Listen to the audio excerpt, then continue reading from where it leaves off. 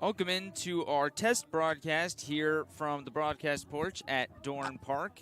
Game 12 of the Cape League season this evening between the Bourne Braves and the Cotuit Kettleers. The Kettleers coming into today's game 7-4, coming off a 10-7 loss against Brewster last night, while Bourne, on the other hand, fell to Falmouth 4-2 at the Gov. Falmouth now 3-8. Bourne 3-7-1 in the West Division. The Bravos looking to remain in fourth place. And what a matchup we have on the pitching side of things here today. Zane Adams and Thatcher Hurd going against one another. Alabama versus LSU. Going to be a great matchup on a beautiful Red Shirt Friday here from Bourne Park. First pitch in our pregame show coming up shortly here on Cape League TV.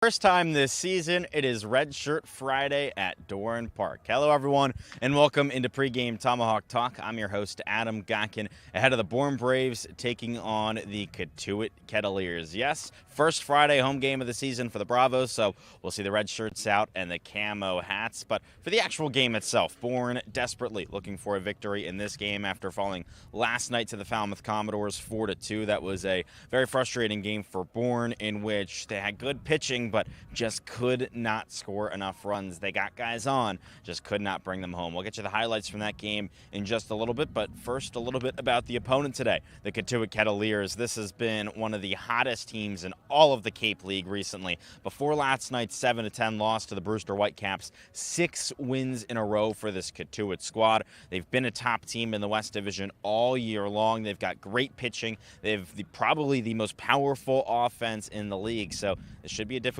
game for the Bravos, but a must-win one with the month of June starting to come to an end. This is a massive game tonight here at Bourne Park. Well, we'll start you off here on pregame Tomahawk Talk with the highlights from last night's game for the Bravos. 10 on the pitch clock for Bybee. He looks at third base. The 1-2 delivery. It's a slider. Skied in the air to right field and relatively deep. Viderick is under it, runs in, makes the catch. Tagging from third is Willits, and the throw will go to third base. Viderick, oh, it's not in time. Looked like an absolute dime to Cam Kojal at third base to get out Keelan, but they call him safe. So a sac fly for Luke Gaffney. Willits scores, Keelan into third, and there's one away. And the Commodores strike first here in bottom one. From the windup now is Bybee. 2 away, 2-0 count. And Keelan still off third base. Pitch to Jones, up and in, past the glove of Graveline. He can't find it. Here comes Keelan. He's going to score. Graveline couldn't find the baseball off his glove, turned, couldn't see it, and Keelan read it like a book. Walks in and scores, and Falmouth leads 2-0. Hart lanes in. Now glove at his face, looks at second base at Holcomb. 1-2 count with 2 away. The pitch, Viderick, ground ball right side, backhanded from Keelan, flips to second for the force, and that ends the inning. So the Braves strand 3 more. Graveline just standing off third base, had the leadoff triple. Hart's delivery, Stanfield a drive, right center field in deep. Jones towards the track, at the wall. He makes the catch, backpedaling into the wall, and Graveline will tag up and score. So there it is for the Braves. They break that stranded runner streak. They get on the board and cut the Falmouth lead to 1. It's 2-1 here at the top of the fourth. Graveline came around to score on the Chris Stanfield sac fly. That's been the only run so far tonight for the Bravos, who have 5 hits and have stranded 7 runners on base. Ferguson checks the runner. The 1-2. Ground ball up the middle. It's going to get through for a base hit. Here comes Viderick around third. The throw to the plate is off the mark, and the Bravos have tied it on a Matthew Graveline RBI single. Carey won the first battle between these two to lead off the 6th inning. 2-0 from Reisdorf. Ground ball up the middle for a base hit. Keelan will score from third. Here comes Gaffney from second. The throw goes to third, and the Commodores lead 4-2 after the 2-run single by Dylan Carey, his 4th hit tonight. Coyle, again, shakes off the initial sign. Likes the second one. The payoff to Stanfield is swung on and missed as Bourne will lose once again, this time at the hands of the Falmouth Commodores. And Falmouth wins back-to-back games for the first time in the summer of 2024. Now joined on Pregame Tomahawk Talk by the play-by-play broadcasters for the Bourne Braves, Nathan Schwartz and Cam Manna, ahead of the Bravos taking on the Cotuit Kettleers for the first time this season.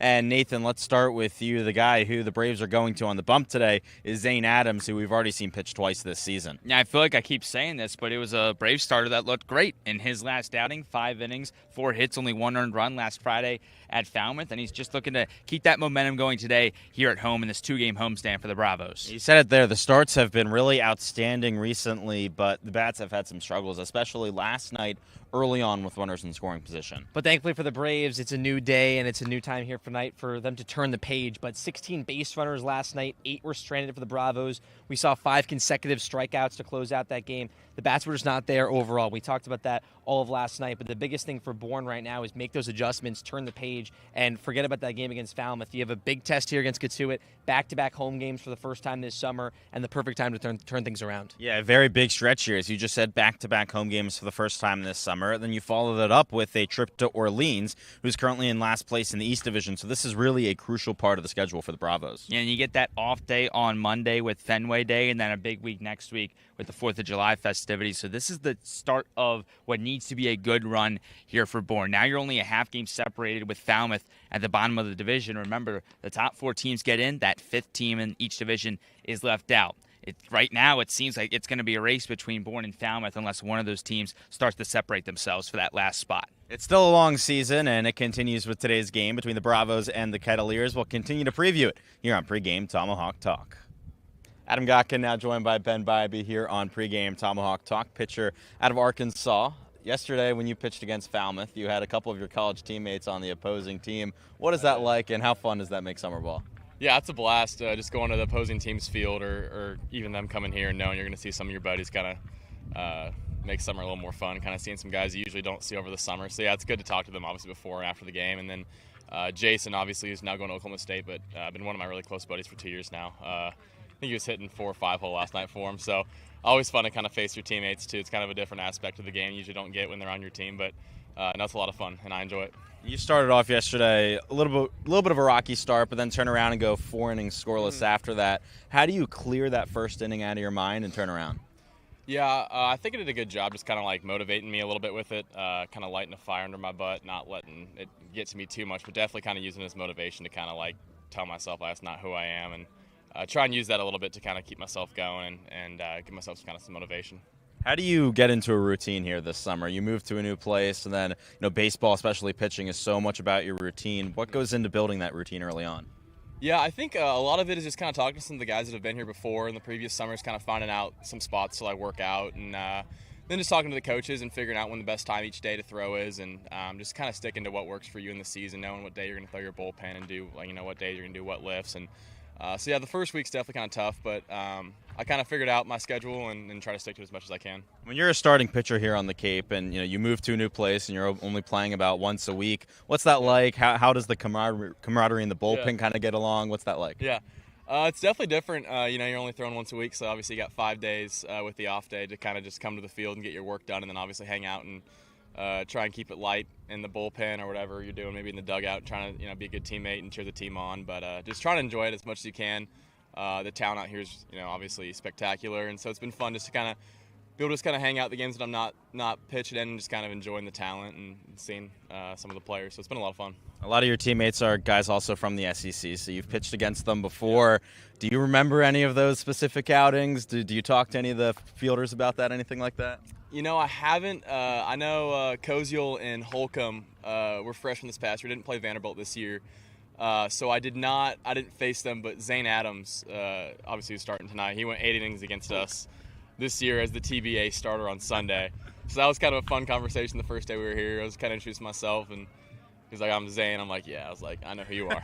You sent us home with the loss. So, yeah, it's been fun to kind of know some of the guys, you see on opposing teams during the school year, to kind of play with them and get together with them in the summer. It's been fun. All right, well, thank you very much, Ben. Yeah. First pitch coming up soon. Adam Gotkin now joined by Sean Brennan, beat reporter for the Bourne Braves here on Pregame Tomahawk Talk, ahead of the Bravos taking on the Kettleers. Let's start things off with Cotuit's starter today, one of the older arms that we'll see here, and he's from a Power 5 school and one of the better ones in LSU. Yeah, Thatcher Hurd is a guy who's been in college a couple years, like you said.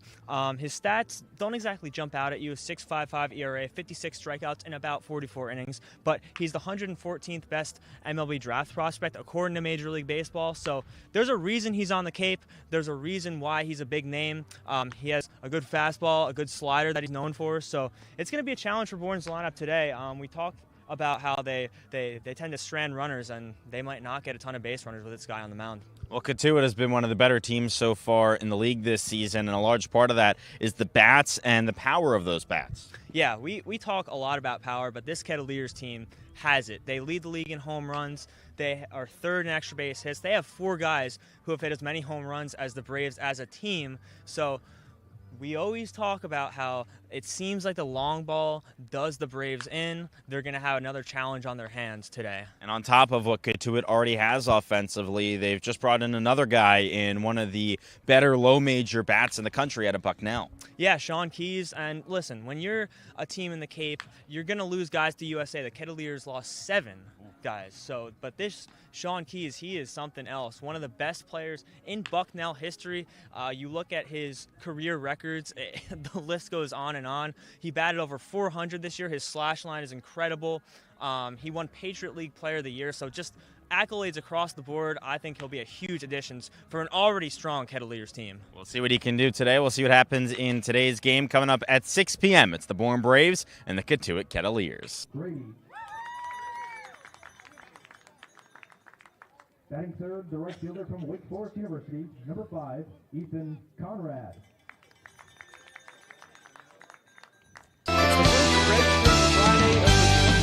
For summer here at Doran Park as the 3-7-1 Braves welcome in the 7-4 Cotuit Kettleers. And we welcome you to the broadcast porch here at Doran Park. Nathan Schwartz, Cam Manna, pleased to be with you here tonight.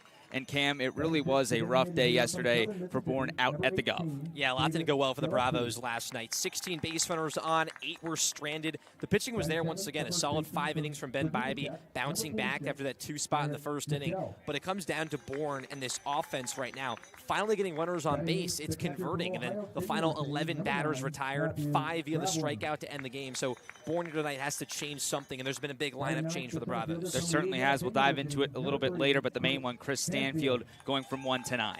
Yeah, he's in the 9 hole, and there's been a strikeout problem for Stanfield. Still hitting the ball hard, dangerous on the base paths, but you like him at 9 right now. Get his groove, see more fastballs, flips the order, and then Penny and Grady in the 1-2 spot. And real quick before first pitch, Zane Adams getting his second start for the Bravos tonight. And he was phenomenal in that first start. 5 innings, was not walking anybody. The strikeouts were there. It was probably the most dominant performance we've seen from a Bravo this summer at Falmouth, and this is a perfect time. Bourne needs a good starting outing from Adams here tonight. We'll see if the success for the Bourne starting pitchers can continue tonight. It's the Bravos and the Kettleers. First pitch coming up next. Tonight's national anthem will be sung by Highness Sound, who we are thrilled to welcome back.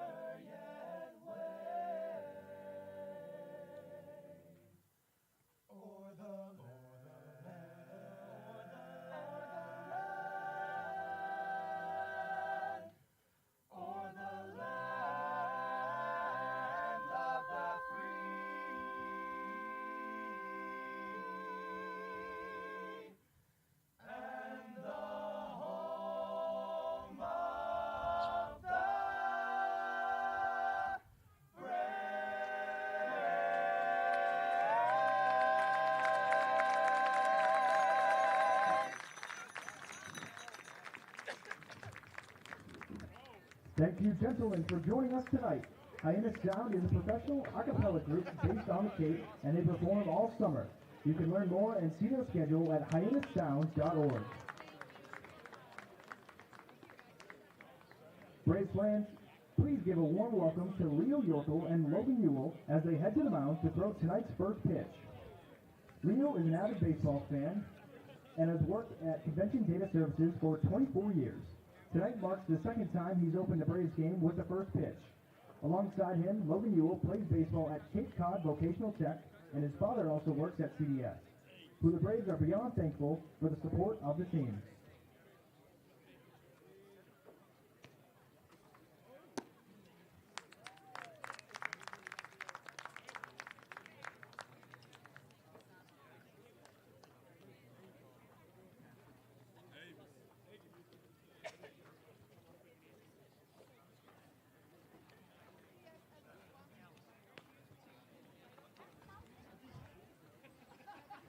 It's the last time the Bravos will face a Cape League opponent for the first time during the 2024 summer as the Bravos welcome in the visiting Kettleers here at Bourne Park. And we welcome you to the Bourne Braves Baseball Network on Cape League TV. Nathan Schwartz, Cam Manna with you. Adam Gotkin will be with us throughout the night. But Cam, a big opportunity for Bourne this weekend to really get back into the mix of the second and third seed in that West Division. And it starts with that guy, Zane Adams, and just a phenomenal first start back in the 21st. 5 innings, 4 hits, didn't walk anybody, 5 strikeouts against Falmouth, and that's what Bourne's going to need once again. They've gotten it. We look at these last 6 games, starting pitching has been there. The Braves starters at least going 4 innings. Adams went 5, Bybee went 5 last night. It's the offense, Nathan. Have to convert here tonight on the opportunities that you are given. Cannot have 16 runners on base, resulting in 2 runs. For Adams this season, 2 appearances, one of those being starts. That was last Friday at the Gov in Falmouth. He got the win in that one, going 5 innings, only giving up 1 earned run on 4 hits. Throughout the summer thus far, he's gone 6 innings, only giving up that 1 earned run, and the ERA at 1.50. He's been phenomenal coming over from Alabama. And it's not been a problem with Adams, but the Bourne staff 10th, bottom on the Cape right now, an ERA at a 5.31. The bullpen right around a 7 ERA, so that's the big problem for the Braves. We know what Adams can bring to the table. If he's consistent tonight, gives you 4 or 5 of, maybe at the worst 2-run baseball, gives the Braves a chance, but then it's handed over to the bats, and that's been the question. When are the bats going to wake up? And it's a perfect time, back-to-back home games for the Bourne Braves to get it done. As for the Cotuit bats, they're going to roll out a lineup looking like this. Nolan Naraki, the third baseman, will bat leadoff. Tanner Thatch, the first baseman, bats second. Tyler Cerny from Indiana, the shortstop, bats third. Kian Vu from Arizona State plays in center field, batting fourth. Nathan Hall in right field will bat fifth. Brandon Compton from left field will bat sixth. Timo Becerra, the DH tonight, bats seventh. Jared Advincula bats 8th and plays second base, and Matt Klein will do the catching and bat 9th against Zane Adams, the southpaw, going into his sophomore campaign with the Crimson Tide this upcoming fall. Going to make his second start with the Bravos here. Naraki into the right batter's box for Cotuit. Redshirt Friday here at Bourne Park is underway with a foul ball. And Adams starts out ahead 0-1, something that these Bourne pitchers have been doing well in getting out in front of the opposing hitters. But those walk numbers have fluctuated from time to time. Bourne right in the middle of the Cape in terms of walks allowed. Adams deals on the 0-1. It's a fastball inside to even the count to Naraki, the leadoff hitter for Cotuit. Just entered the transfer portal this morning, exiting from the Clemson program. He's going to be entering his redshirt sophomore campaign. 1-1 to Naraki. Did he go around? No appeal down to first base. Thought for a second there, and there might be a swing, but it will be 2 balls and 1 strike to begin to Naraki, who hit .264 this spring with the Tigers. 9 extra base hits, 24 RBIs. Adams back out of the windup, and another pitch missing inside as he works down 3-1. And so far, he's been great as a leadoff hitter, a .939 on-base percentage. He's done that very well. You mentioned the walks. Bourne now middle of the pack instead of first and second. But for Adams, has to work back here. The fastball's missed in so far. See if he goes back to the fastball here on the 3-1. He does, and it's a 2-hop to Jack Penny playing third base today. And he makes the game's first out. as we talk about this Bourne defense that's been very solid so far over the first week and a half. Matthew Gravin will do the catching for a second straight day. Jack Penny over there at third base. Clay Grady back at shortstop for Bourne. Camden Kozel at second. Garrett Michelle at first base. Both are wearing New Jersey numbers today with the Redshirt Friday. Kozel wearing number 47 at second. Garrett Michelle wearing number 46 at first base, as Tanner Thatch, the number 2 hitter, starts things off with a foul ball. Then left to right in the outfield, Braden Holcomb back into the outfield. He'll play left field tonight. Chris Stanfield, after being the DH last night, he'll play center field. And then Ethan Conrad has been a mainstay for this Bourne lineup recently. He will be in right, as Adams just misses low with the changeup. And the infield's been so dominant on the defensive side. Penny and Grady, maybe 2 of the best gloves in their speed and athleticism on that left side. Penny playing shortstop last night, back at his usual spot at the hot corner. Thatch, the two-way out of UNC Wilmington. Swings away on the 1-1 and fouls it past his dugout along the first base side. Thatch hit .324 this spring with 27 home runs, 11 doubles, 1 triple, and 75 RBIs as UNC Wilmington made their way to a regional. As did Alabama with Zane Adams on the mound. 1-2, fastball misses again off the plate. So the count evens at 2s for Adams, who has gotten ahead of both of these hitters, but then has had to work back into the count. And Thatch, big night last night, hit 27 home runs at the spring season at UMC Wilmington, but 3 home runs so far, and what he did last summer for Cotuit as well. A homer and 4 RBI yesterday, and he gets rung up here with the backwards K. Zane Adams goes to the curveball on the 2-strike count and gets his first strikeout tonight. Really good